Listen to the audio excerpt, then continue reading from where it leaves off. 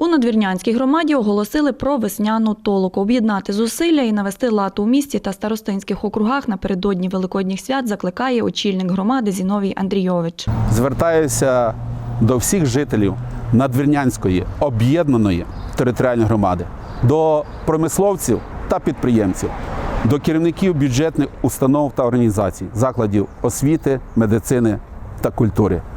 Взяти активну участь в проведенні всіх екологічних заходів на теренах нашої громади. Весняне прибирання для надвірнянців уже стало доброю традицією, адже такі екологічні заходи у місті проводяться 15 років поспіль. Тепер, об'єднавшись у громаду, акція розширила свою територію. Звичайно, що покращення санітарного стану у місті і селах розпочало ще із ранньої весни, як тільки розтанув сніг. Невтомно працюють і комунальні служби. На часі догляд за дорослими деревами, також підсипка доріг, а ще дворовий благоустрій. Втім, у міській раді сподіваються на відповідальність і добросовісність кожного жителя.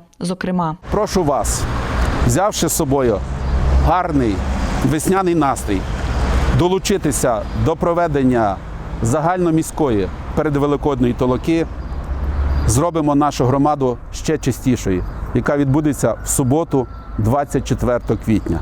Адже чистота і порядок в нашій громаді залежить виключно від вас.